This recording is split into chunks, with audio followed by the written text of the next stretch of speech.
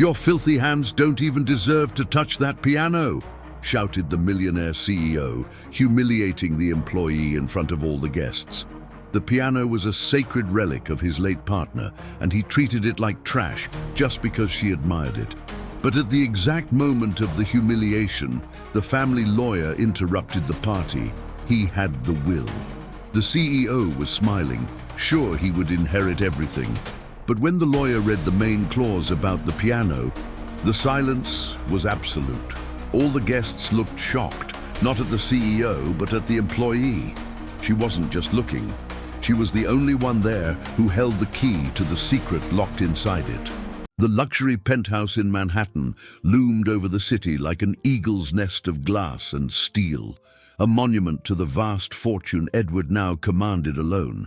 The party, ostensibly in memory of Arthur, his late partner, was in truth a spectacle of self-celebration. The glint of crystal flutes, the murmur of conversations about stocks and acquisitions, the muffled sound of music that tried to be solemn but only sounded hollow. It was all a stage for the coronation of a king who hadn't inherited the throne, but usurped it.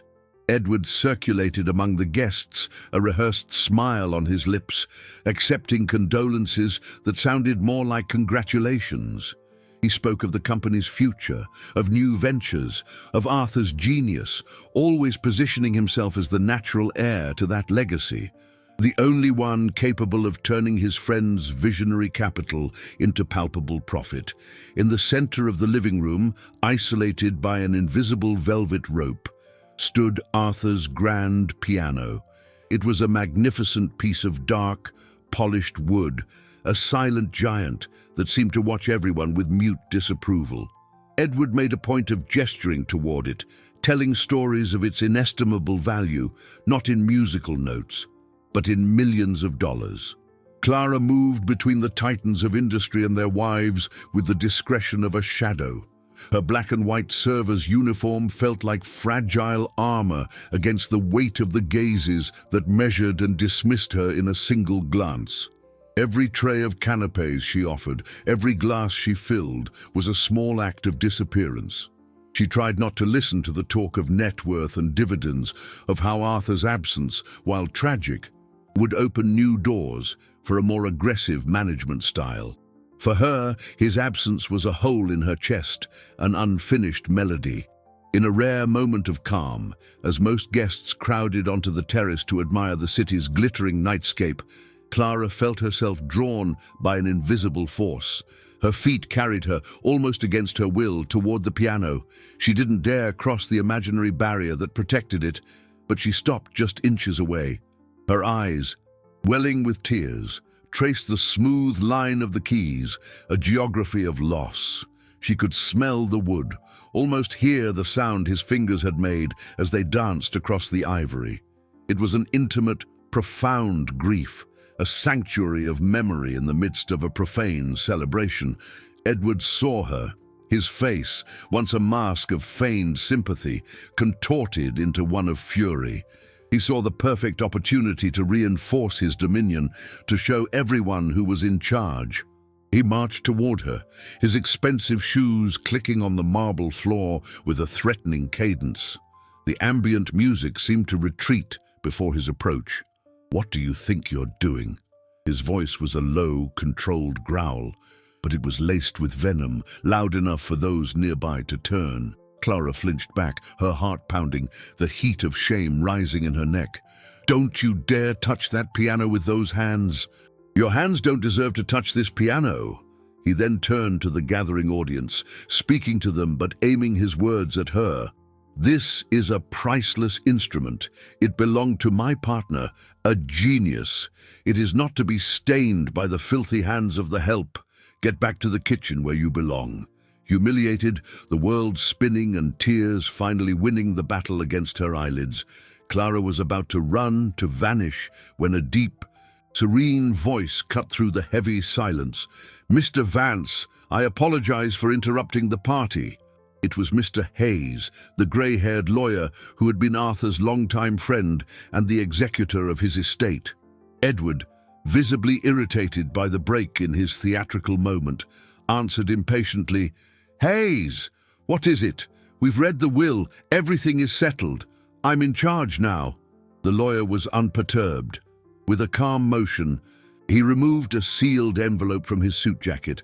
"Not entirely," he said, his eyes meeting Clara's for a brief but meaningful instant. "Arthur left a final addendum, a personal letter to be read specifically on this date, should this piano still be here." Edward's smile faltered, a hairline crack appearing in his facade of absolute power. The air in the penthouse, once filled with the murmur of business and the clinking of crystal, grew thick and heavy, charged with a palpable tension. Edward's smile, an expensive and well-practiced accessory, dissolved like sugar in the rain. His eyes, which moments before had been shooting daggers of contempt at Clara, were now fixed on the sealed envelope in Mr. Hayes's hands, as if the paper might leap out and bite him. He took a step forward, his hand raised in a dismissive gesture. "Hayes, what is this tasteless joke? Arthur was never one for sentimentality. The will was clear. The assets have been divided. The estate is under my management. This firm, this fortune, is my legacy as much as it was his. Let's not turn a solemn tribute into a circus." His voice, however, held a note of desperation, a subtle tremor in his multi-millionaire armor. Mr. Hayes did not look at him. His eyes, calm and steady, were on Clara, offering her a safe harbor in the storm. With a deliberate movement, he broke the red wax seal, the dry snap echoing in the tomb-like silence. He unfolded the single sheet of paper, and the soft rustle seemed like the prelude to thunder. Edward gritted his teeth, powerless. Every second of waiting was a torment that eroded his authority. He could feel the eyes of his guests, once full of admiration and envy, now pricking his skin with morbid curiosity. They wanted to see the emperor with no clothes, the man who spoke of billions in capital as if it were pocket change. Suddenly confronted by a ghost, Mr. Hayes's voice rang out, clear and firm, cutting through the quiet. "To all present, I, Arthur Sterling, leave my final wish." The words floated through the room, each syllable landing with the weight of truth. "My piano is not a dead relic, it is my soul." Clara felt a sob catch in her throat. She remembered a rainy afternoon years ago when Arthur, his fingers hovering over the keys, had told her, "Every note, Clara, holds a piece of me, my dreams, my fears, my joys. Anyone who listens with their heart will know who I am." At that moment, in the midst of her humiliation, she felt his presence more strongly than ever. It was as if he were there, beside her, protecting her. The reading continued, each word a hammer blow to the empire Edward believed was his by right. And it, along with 51% of my shares and controlling interest in the company I helped build. A collective gasp swept the room. Shares, controlling interest. This wasn't about a sentimental keepsake. This was about power, the very core of the vast wealth they all coveted. Edward's face went from pale to a dangerous shade of crimson. This was more than a letter. It was a posthumous insurrection, an act of sabotage from beyond the grave, designed to tear from his hands not just the money, but the status he so adored. The inheritance he had counted as certain was disintegrating before his very eyes. The lawyer paused, looking up for a moment, as if to let the weight of those words settle upon everyone. Then his eyes returned to the paper for the final thrust. "I leave to the only person in this world who understood the value of music over the value of money. The only person whose hands not only deserve to touch this piano, but are the only hands for which it was ever intended." The direct, brutal contrast with Edward's own words hung in the air, a public condemnation that branded him. The silence was so complete that Clara could hear the frantic beating of her own heart. She couldn't process the scale of what was happening. Shares, company, fortune. The words were abstractions. What she felt was the vindication. Arthur's hand reaching across time to wipe away her tears. Mr. Hayes's voice resonated one last time, sealing the fate of everyone in that room.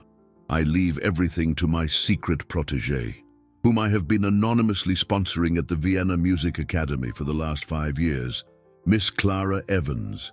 Her name, spoken aloud in that environment, sounded like a detonation. Every face, a sea of shock and disbelief, turned in her direction. The server, the help. The humiliated woman, Clara, frozen, watched Edward turn slowly to face her. The veneer of civility had shattered completely, revealing something primal and menacing underneath. His eyes were two embers of pure hatred, and when he took a step toward her, his voice came out as a low, poisonous hiss. You... Edward's insult died on his lips, choked by disbelief. The word "you," spoken with such venom, hung in the air, stripped of its power. The hunter had become the prey, and the shock on his face was a devastated landscape. For an instant, time froze. The server, the CEO, the lawyer, and an audience of millionaires formed a surreal tableau, painted in shades of humiliation and triumph. Clara felt the weight of 100 gazes on her, but they were no longer the looks of disdain that had pierced her moments before. They were looks of astonishment, of calculation, of a new and uncomfortable form of respect. Her world, a small, quiet room built of piano notes and letters from a distant mentor, had just collided with a universe of power and money she had never imagined. The word "shares" sounded strange, controlling interest, was a foreign language, but protégé, the only hands that deserve, those words she understood. They were Arthur's voice, an echo of his affection, validating every lonely hour of practice, every sacrifice made for a dream. Edward was the first to recover, and he did so with the fury of a cornered animal. "This is absurd, a sham," he bellowed, his voice echoing through the room. He turned to Mr. Hayes, his finger jabbing the air. "This woman, she must have manipulated Arthur in his final days. A sick man, vulnerable. This is a coup. This inheritance is mine by right. I built this company with him." He spun to the guests, searching for allies, his eyes sweeping the crowd. "You all know how hard I've worked. My entire net worth is tied up in this firm. I will not allow some gold-digging nobody to destroy our legacy out of pure greed." But the faces he met were not sympathetic. They were masks of caution. No one there would make a risky investment in a man who had just been publicly stripped of his power. Their emotional capital had already migrated to the new owner of the fortune. Mr. Hayes remained impassive in the face of the explosion. "Mr. Vance, I suggest you watch your words," he said, with glacial calm. "This letter was authenticated, signed in the presence of 2 witnesses, and officially filed over a year ago. Arthur was of perfectly sound mind. To contest this will only bring you further embarrassment." The lawyer then took a step toward Clara, subtly positioning himself between her and Edward's fury. "Miss Evans," he said, his voice now soft and respectful, "Arthur asked me to give you this as well." He held out a second, smaller envelope. Clara's hands were trembling so badly she could barely take it. Inside, she knew there would be no business jargon, only the familiar script of her master. Ignoring the chaos around her, the hatred radiating from Edward, the whispers that were beginning to spread like wildfire, Clara took the first step, then another. She didn't walk toward Mr. Hayes to discuss the details of this unimaginable inheritance, nor toward Edward to confront him. She walked toward the piano. Each step was an affirmation, an act of possession. This wasn't just an asset, a valuable item on her new list of holdings. It was Arthur. It was home. Reaching it, she extended a trembling hand, not to the keys, but to the cool, dark wood. She felt the silent vibration of the instrument, the soul that lived within it. The tears that had been born of humiliation now flowed freely, a torrent of grief, gratitude, and a terrifying fear. What was she supposed to do now? How could she even begin to navigate this world of sharks? She was a musician, not an executive. Edward saw the gesture and interpreted it as the final act of his dethronement. "Get your hands off that!" he hissed, lunging forward again, blind with rage. "You may have a piece of paper, but you will never have what it takes. I will fight you in the courts. I will drag your name through the mud. I'll prove what a fraud you are. And when I'm done, you won't have a penny. You'll go back to scrubbing floors, where you belong." Edward's threat, raw and venomous, hung in the air like toxic smoke. For a moment, Clara felt the floor vanish beneath her, the vertigo of humiliation returning with full force. He would crush her. He had the money, the connections, the ruthlessness to paint her as a fraud to the world. She was a musician, a server. What did she know about fighting a billionaire on his home turf? But then, her gaze fell upon her own hands, the hands Edward had insulted. She saw the small calluses on her fingertips, marks of countless hours of practice. She saw the short, practical nails of someone who lives among the keys. These were not the hands of a thief. They were the hands of an artist. The hands Arthur had chosen. A spark of something she didn't recognize. Maybe it was anger, maybe it was courage, ignited in her chest. Before she could say anything, Mr. Hayes's calm voice cut the tension. "Mr. Vance, a piece of free legal advice," he said, his tone perfectly level. "Slander is a crime. Your accusations are baseless, and as of this moment, all your communications with Miss Evans, the majority shareholder of your company, will be made through my offices." The mention of his company was like a slap in the face to Edward. He staggered back, not from a physical push, but from the weight of those words. His expression of rage morphed into a mask of calculated indignation. He turned to the guests, who now watched him with a mixture of pity and cold distance. "You see what she's done?" he proclaimed, his voice cracking with theatrical fury. Arthur was sick, confused, and this woman took advantage of him. "I have dedicated my life to building this company, to turning our ideas into a solid portfolio, to ensuring shareholder profits. I will not let a lifetime of work be destroyed by a sentimental whim. I will fight for this company, for my friend's memory, and for the security of our investments." He spat the last words and, with one last look of pure hatred at Clara, spun on his heel and marched toward the exit. His departure was not that of a king, but of a defeated general promising a guerrilla war. The sound of the elevator door closing was like the full stop at the end of one chapter and the terrifying beginning of another. An awkward silence descended on the penthouse. The guests, once a cohesive mass around Edward, now fragmented into small, whispering groups. The words drifted to Clara, "Unbelievable. What will this do to the stock on Monday? A server running a multi-billion-dollar firm. Does she even know what cash flow is?" Each phrase was a small needle, reminding her of her inadequacy. She was the richest woman in the room, the owner of everything, and she had never felt so poor and out of place. Mr. Hayes approached her gently. "Miss Evans, Clara, are you all right?" She could only nod, unable to form a word. Her eyes were fixed on the piano, her only ally in this sea of strange faces. Slowly, as if in a dream, she moved toward the bench. The soft velvet under her fingers was familiar and comforting. The world may have turned upside down, but the piano was still here, solid and real. Her heart pounding, she sat down. The whispers in the room ceased instantly. All eyes were on her, waiting. What would she do? Make a speech? Plead for help?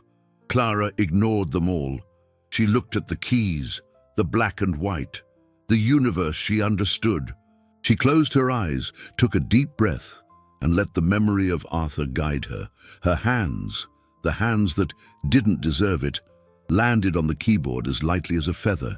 She didn't play a symphony or a virtuosic piece to impress them. She played a single chord, a C minor, deep and melancholic, yet with a note of hope woven into its harmony. The sound filled the room, a wave of pure emotion that silenced all calculations of interest and dividends. It was Arthur's soul speaking through her. As the chord's vibration still hung in the air, a woman with silver hair and impeccable posture, who had been watching from a distance, approached. Her eyes were intelligent and kind. Arthur always said that chord was the sound of truth, she said softly, her voice a balm. My name is Beatrice Fairchild. I was his best friend. She paused, her gaze turning serious. We need to talk, my dear, urgently. Edward is the least of your problems. Beatrice's warning hung in the air, more unsettling than Edward's fury. Edward is the least of your problems. The phrase echoed in Clara's mind, a dissonance in the chaotic symphony of the evening. How could the man who had humiliated her and promised to destroy her be the least of her problems? Mr. Hayes, with the efficiency of one used to managing crises, began firmly and politely dismissing the guests, turning the party into a late, hurried wake. Within minutes, the vast penthouse was empty but for the three of them. Clara, the stunned heiress, Beatrice, the enigmatic messenger, and Mr. Hayes, the guardian of the law. The ensuing silence was heavy, filled with the hum of expensive appliances and the distant sounds of the city. Clara felt like a chess piece moved by an invisible hand to the center of a game whose rules she did not know. She looked at Beatrice, a woman whose elegance and calm seemed to belong to another world. What do you mean? Clara asked, her voice little more than a whisper. Beatrice guided her to one of the white leather sofas, a maternal gesture that contrasted with the room's formality. My dear, please call me Beatrice. Arthur spoke of you constantly in our conversations. I knew about the scholarship, about your talent. He saw in you not just a musician, but a soul with the same integrity he was trying to preserve. She paused, her expression growing grave. Edward is greedy and cruel, but he's predictable. The real problem is what Arthur was trying to stop before he passed.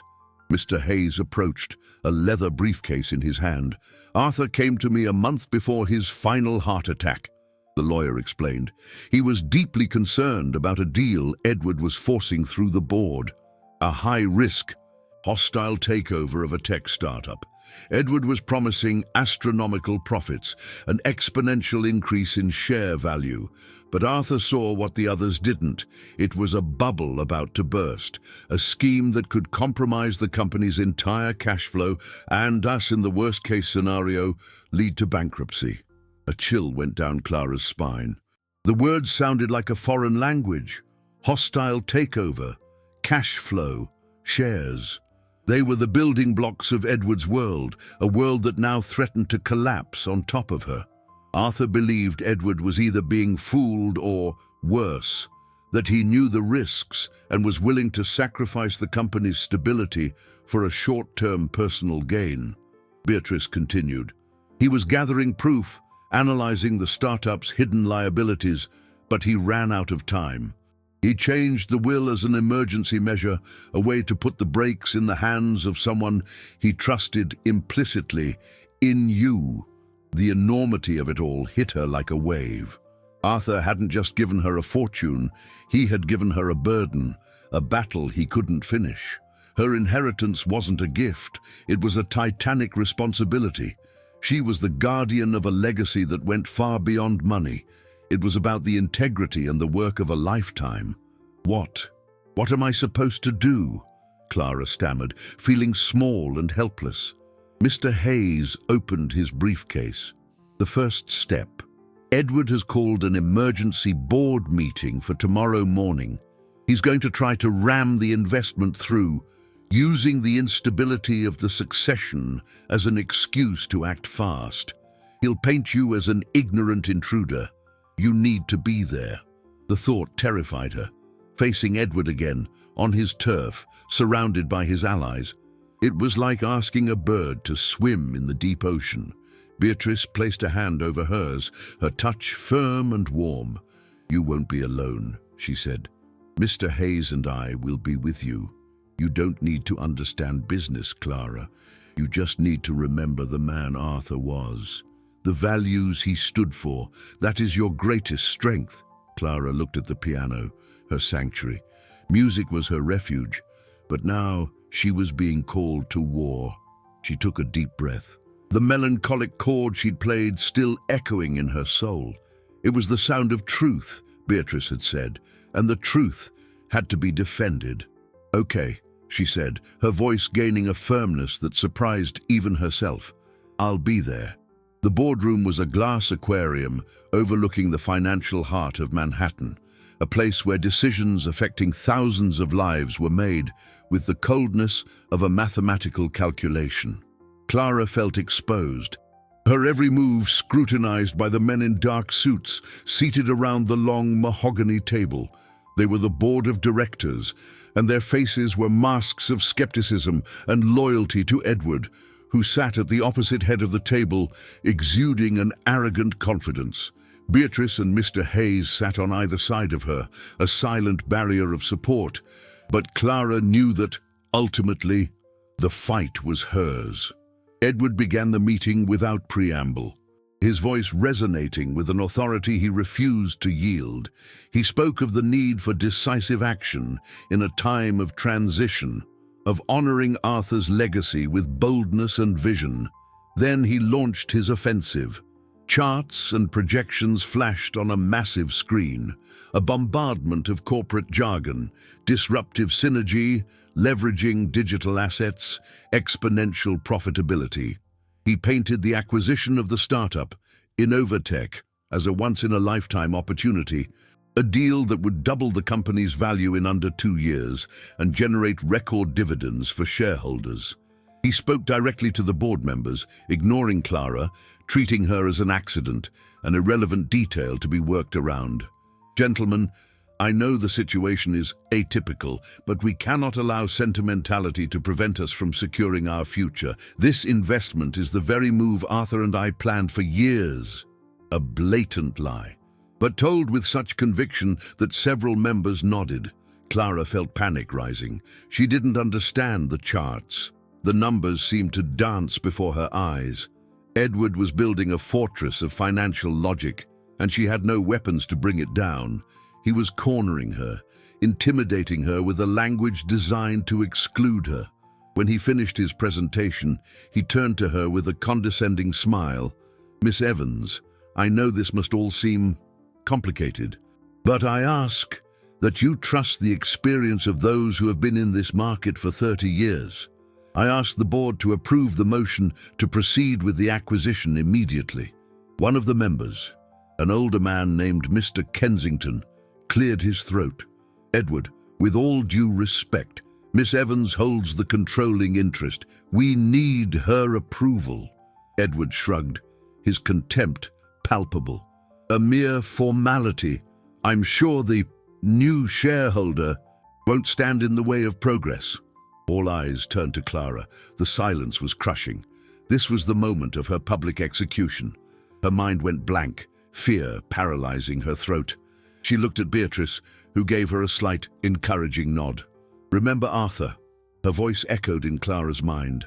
Clara closed her eyes for a second, and a memory surfaced. A conversation with Arthur years ago. He was explaining why he had turned down a lucrative-looking partnership. "Any deal that puts profit before people, Clara, is a house of cards. The first question I ask isn't how much will we make, but who gets hurt if we're wrong? A company's true capital is its people." The memory was like a breath of fresh air. She opened her eyes. Her voice trembled at first, but then it steadied. "Mr. Vance, your presentation is very impressive," she began, surprising everyone with her calm. "The numbers, the profit projections. It's all very large." Edward smiled, thinking she was yielding, "But you spoke of assets, of capital, of profitability. You didn't mention the people. Innovatech has 500 employees.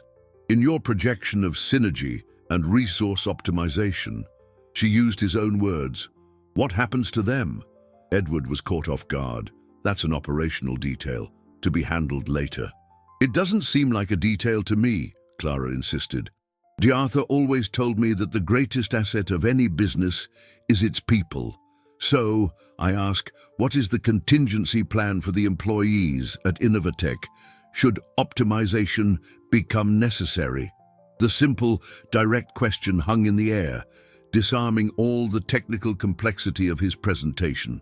The issue wasn't about money, it was about humanity, and it exposed a fundamental flaw in Edward's plan, a detail he had conveniently omitted from his beautiful charts. Clara's question landed in the boardroom like a stone in a still pond, sending out ripples of discomfort that lapped at everyone present. Edward's smile faltered, replaced by a flash of irritation. "As I said, that's a secondary point," he snapped, trying to downplay the impact. "We're talking about a deal worth hundreds of millions of dollars. Staff restructuring is standard procedure." But the seed of doubt had been planted. Mr. Kensington, the oldest board member and a longtime friend of Arthur's father, leaned forward, his eyes fixed on Edward. "I find Miss Evans' question to be extremely pertinent. Edward, Arthur always put the stability and well-being of our people first. He believed that mass layoffs were a sign of poor management, not optimization. Do you have a human impact report for this acquisition?" The term human impact report made Edward choke. It was clear no such document existed. His plan was a predator's strike. Buy Innovatech, strip it of its valuable patents, fire most of the staff, and shutter the rest. It was a quick profit scheme that would leave a trail of destruction.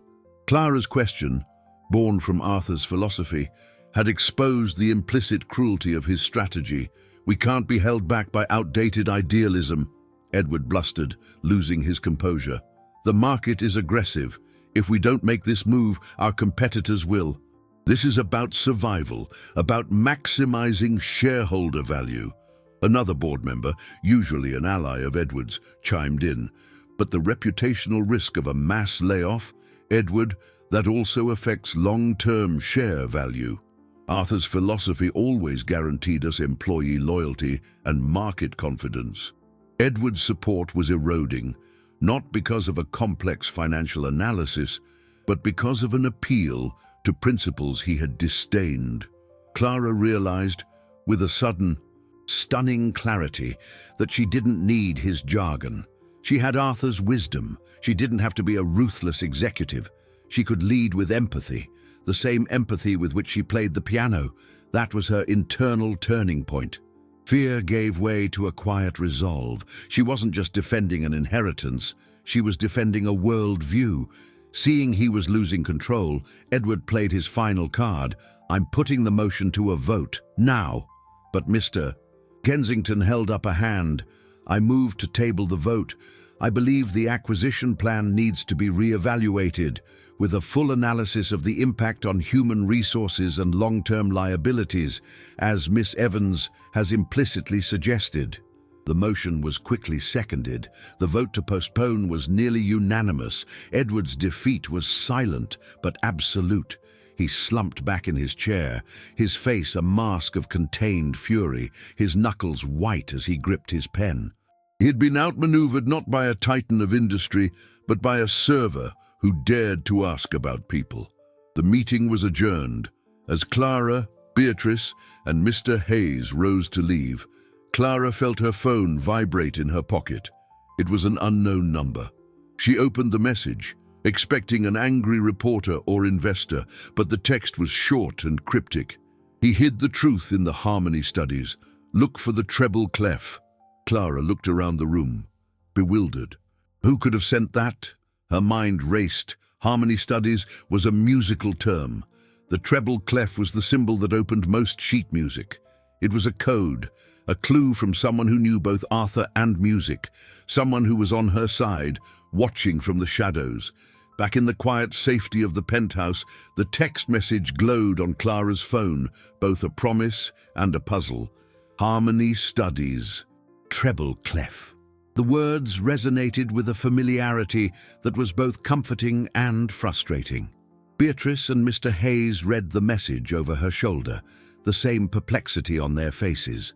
It could be a trap from Edward. the lawyer mused, ever cautious. A way to distract us or lead us on a wild goose chase. But Beatrice shook her head. No, this feels like Arthur. He loved codes, wordplay. He turned everything into a kind of melody. She looked at Clara. Harmony studies. Did he ever mention something like that to you? Clara searched her memory. The phrase was common in her lessons, but Arthur had used it in a particular way. He applied it not just to music, but to life. He used to say that understanding people was like understanding harmony. Clara recalled, her voice soft. Every person is a note, and together they can create a beautiful chord or a terrible dissonance. What did it mean? A book, a file folder. Clara paced the room, her mind racing, and stopped, as she always did before the piano. Her fingers traced the polished wood. The answer, she felt, was here. And the treble clef? Beatrice asked. It's the beginning of everything, Clara answered, almost to herself. It sets the pitch for all the other notes on the staff. It's the key. Key. The word clicked in her mind. It wasn't just a symbol, it was a key. But a key to what? She sat at the piano, her frustration mounting. She tried to think like Arthur. He wouldn't hide something important in an obvious way. The answer would be woven into the music they shared. She began to play, unthinking. Melodies he had taught her, pieces they had studied together. Bach, Chopin, Debussy. Each note was a memory, a silent conversation with her absent mentor. She remembered the long afternoons he had taught her, not in a lavish conservatory, but in a small rented studio. Long before Vienna, he was just Mr. Sterling, a kind man who had seen raw talent in a young orphan and decided to nurture it. She remembered one piece in particular, a simple lullaby he had composed to soothe her when she was overwhelmed by life and her studies. It was a sweet, almost childish melody, and the opening phrase began with a prominent G, the note defined by the G clef, the treble clef. Always start with G, Clara, he had once told her, smiling. It's the note that gives the clef its name. It's our star, our center. Moved by an impulse, she played the opening sequence of the lullaby, G, E, C, D, G, and then she heard it. It wasn't a sound from the piano, but from within it. A soft, almost imperceptible click. She stopped, her heart leaping. She played the sequence again, G, E, C, D, G. The click repeated, coming from the side of the piano bench. Beatrice and Mr. Hayes drew closer, their eyes wide. Clara ran her fingers along the side of the velvet bench and felt a small indentation, a seam that shouldn't have been there. She pressed it, and a small door, perfectly camouflaged in the wood, popped open with a soft snap. Inside, nestled in red velvet, was not an accounting ledger but something far more personal, a leather-bound journal and a single, ornate brass key. The air in the room seemed to thin as Clara lifted the journal and key from the secret compartment. The journal's leather was soft and worn with touch, and she opened it with a reverence that bordered on the sacred. Arthur's handwriting, elegant and slightly slanted, filled the pages. These weren't business notes, but a record of his innermost thoughts, his hopes, and, increasingly, his fears. Beatrice sat beside her, while Mr. Hayes stood watch, a somber sentinel. The first entries were full of optimism, detailing the company's growth, the success of their investments, and, frequently, Clara's progress in Vienna.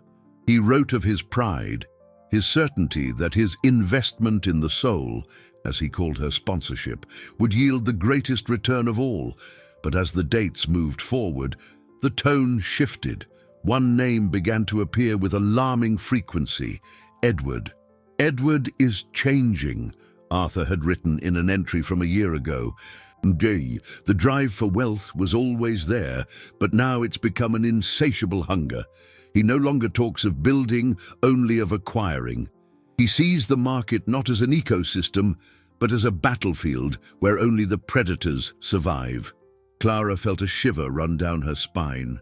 She was reading the script for the battle she was now fighting. The following pages detailed the growing rift between the two partners.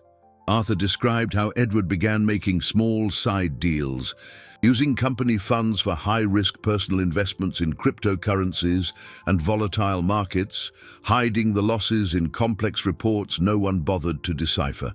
"He's bleeding the company dry, bit by bit," read another entry. "Building his own lifeboat while drilling holes in the hull of our ship. I tried to confront him, but he accuses me of being old, conservative, of not understanding the new world of Bitcoin and digital assets. He calls me sentimental. Perhaps I am, but since when did prudence and ethics become weaknesses?" Tears streamed down Clara's face as she read. This was more than proof of a financial crime. It was the testament of a good man's anguish at watching his life's work be corrupted from within. The final entry was dated just a week before his death. "My heart is tired, literally and figuratively. The fight with Edward over Innovatech was the worst yet. I know there's something rotten there. He's desperate to close this deal, and I fear it's the final play to siphon off a massive amount of capital.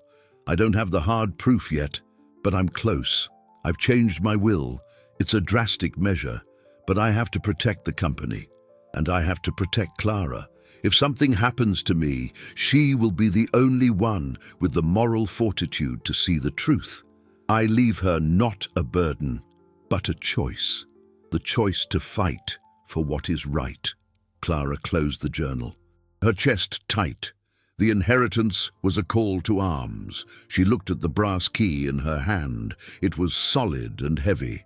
"A safe deposit box," said Mr. Hayes, his grave voice breaking the silence. "This must be the hard proof he mentioned." "We need to go now," Beatrice said, urgency in her voice. "Edward won't sit still. After today's defeat, he must be planning his next attack." Clara's fear had morphed into something else. A cold anger and a steely resolve. This was no longer about saving herself. It was about getting justice for Arthur. The bank's private vault room was cold and impersonal, a stark contrast to the raw emotion of Arthur's journal. The manager, a man of impeccable formality, used his own key in tandem with the brass one Clara held. With a metallic click that sounded unnaturally loud in the silence, the safe deposit box slid open, revealing a small metal case. Clara's hands trembled slightly as she took it. It was heavy with the weight of the truths it contained. Back in Mr. Hayes's office, they opened the case. Inside was not gold or platinum bars, but the treasure Arthur had gathered.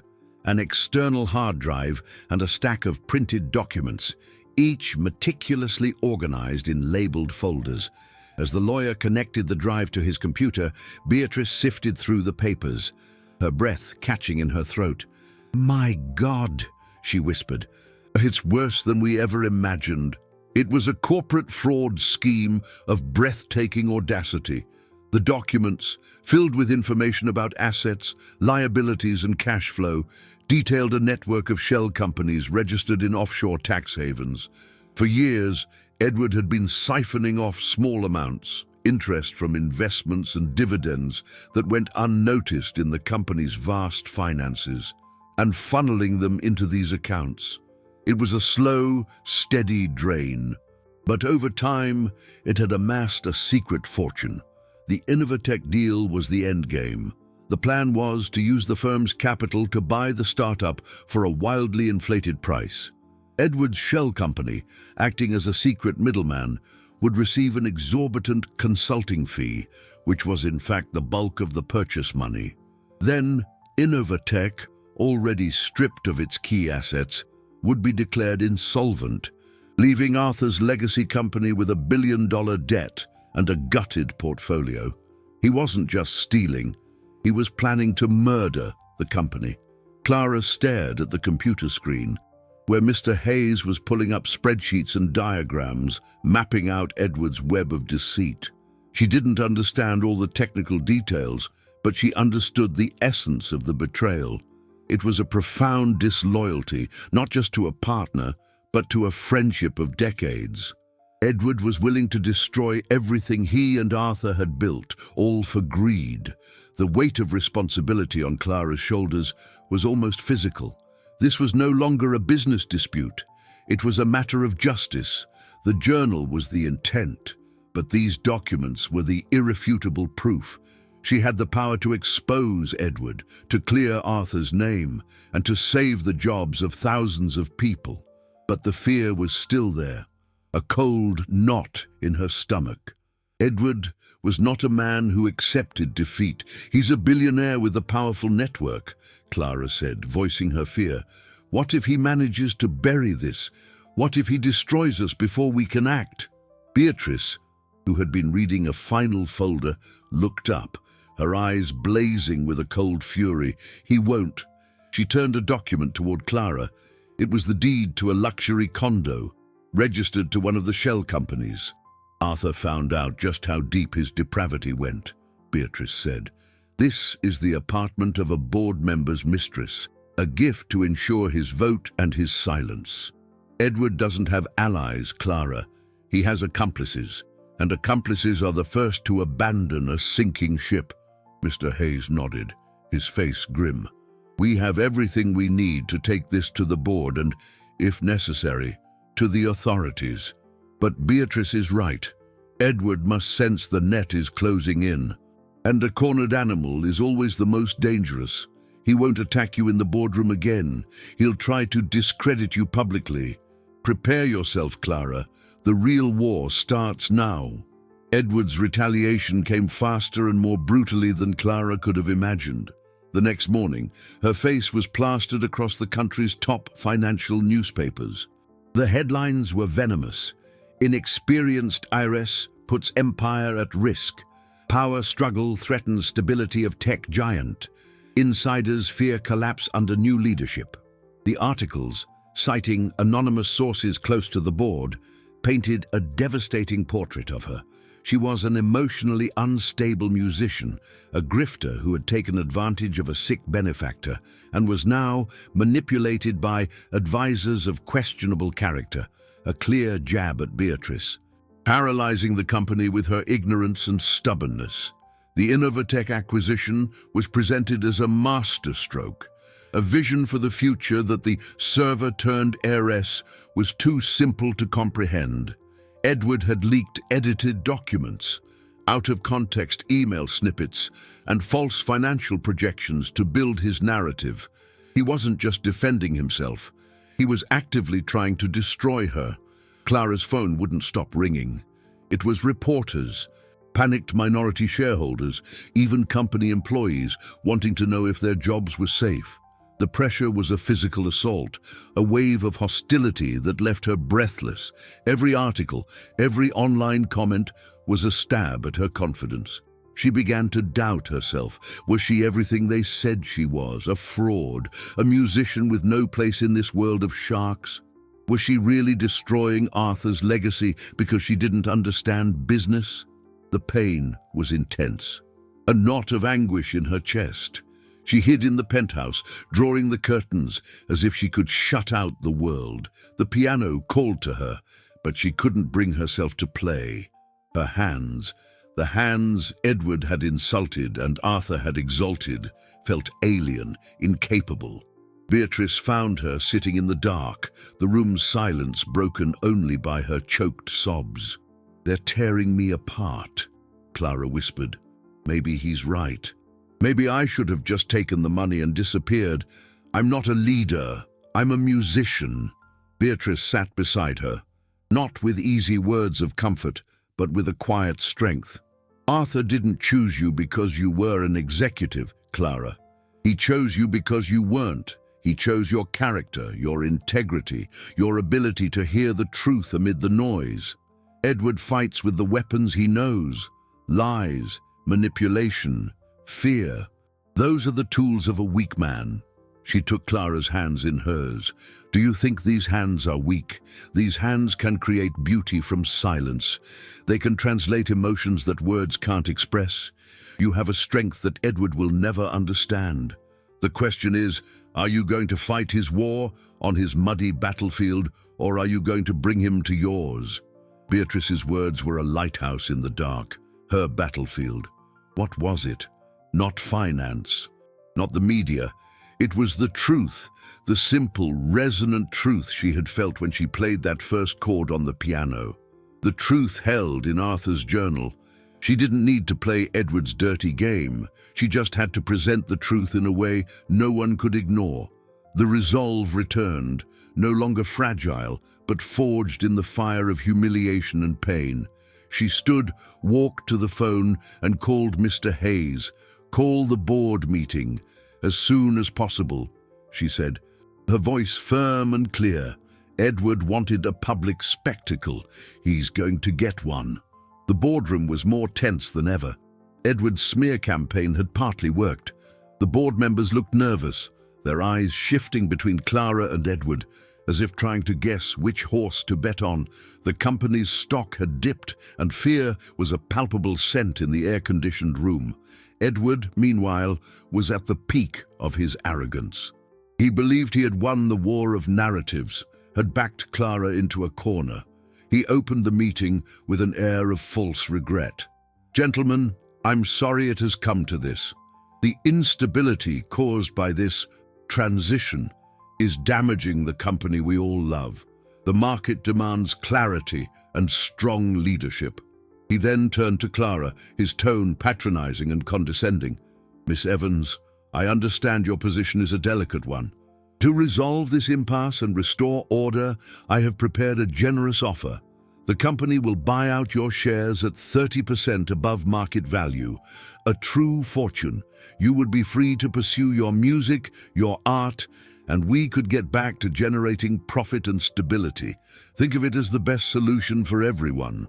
The offer hung in the air, a bribe disguised as generosity. It was his final attempt to silence her, to buy her soul as he bought everything else. The silence was total.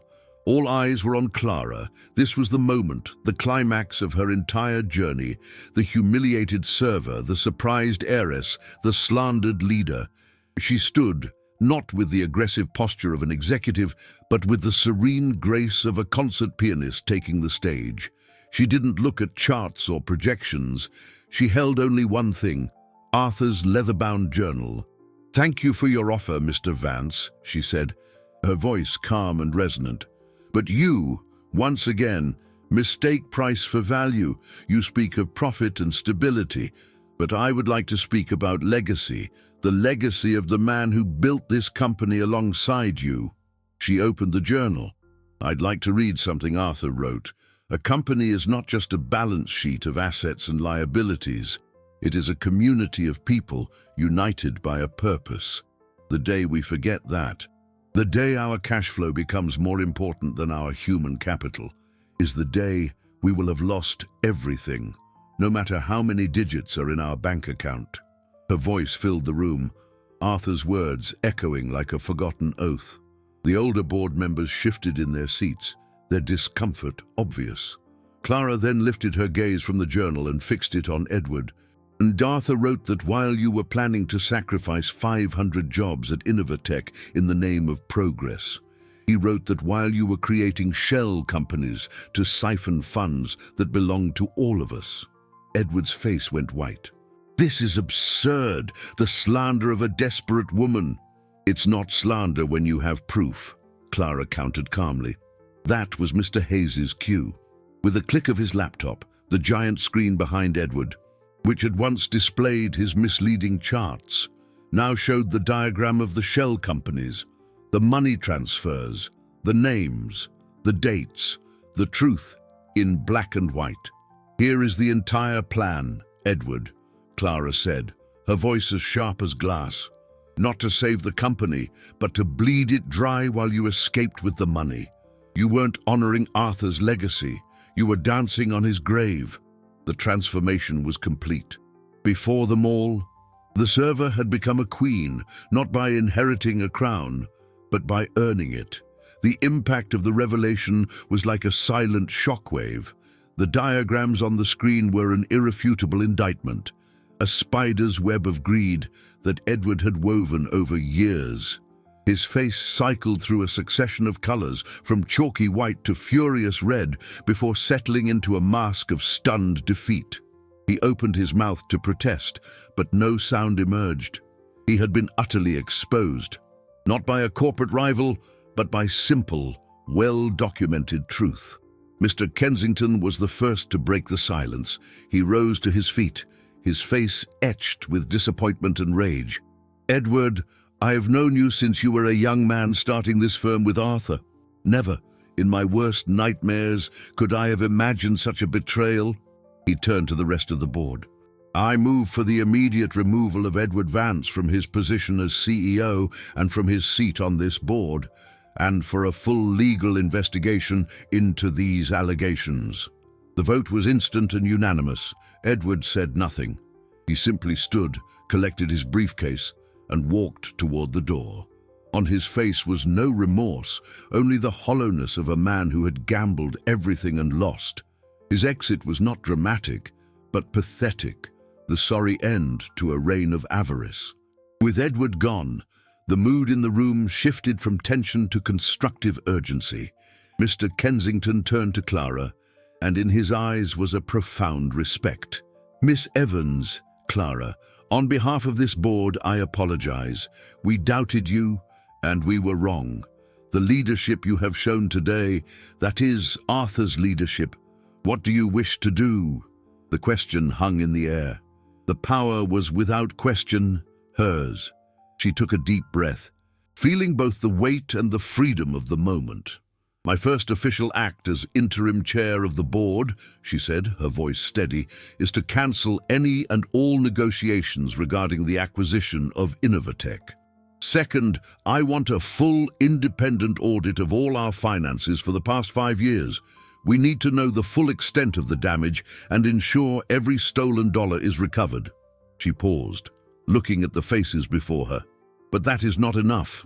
We can't just fix what was broken. We must build something new, something that truly honors the man who brought us together." Her eyes shone with a new vision.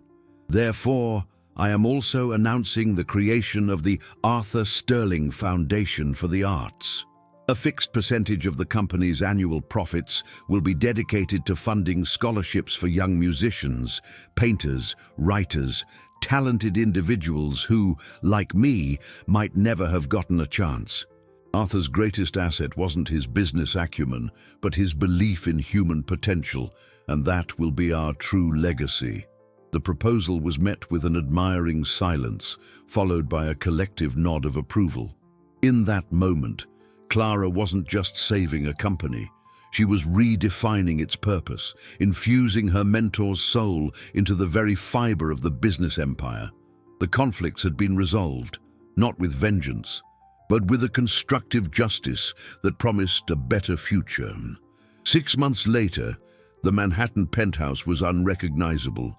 The memories of that humiliating night had been swept away, replaced by an atmosphere of warmth and hope. The glass walls no longer reflected the calculating faces of titans discussing the stock market, but the eager smiles of young artists and their proud families. Where a bar once served expensive liquor, there were now displays of paintings and sculptures. The coronation party for a false king had become the inaugural recital for the Arthur Sterling Foundation.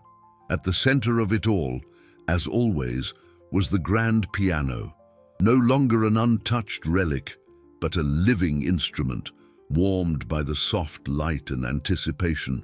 Clara, dressed in a simple elegance that spoke more of confidence than wealth, moved among the guests, not as an invisible server, but as the gracious host and the driving force behind it all. The company, under her leadership, had flourished.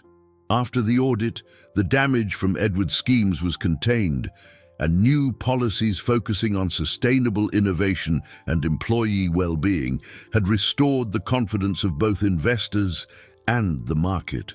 The stock price had climbed to record highs, proving Arthur's philosophy was not only idealistic, but also immensely profitable. The greatest return, as he had always said, came from investing in people. Clara found Beatrice and Mr. Hayes near the terrace. "He would be so proud of you, my dear," Beatrice said, her eyes misty. "You didn't just save his company, you saved it from itself." Mr. Hayes nodded. "Justice has been served. Edward and his accomplices are facing the legal consequences. The recovered assets helped capitalize the foundation. You've turned poison into medicine." Clara smiled, a genuine smile of gratitude. "I didn't do it alone. I had help from good friends and the best mentor in the world." It was time. The murmur in the room quieted as Clara walked to the piano. She sat, and a reverent silence filled the space. She looked out at the faces in the audience, the young scholarship recipients whose dreams now had a chance to flourish, her board members, who had come to believe in her, and she felt Arthur's presence in every silent note hanging in the air. Her hands, the same hands once declared unworthy, settled onto the keys with love and familiarity. She didn't play a complex or virtuosic piece. She played the simple melody of the lullaby he had composed for her all those years ago. The music flowed through the room, a story told without words. It was a melody of loss and gratitude, of pain and triumph.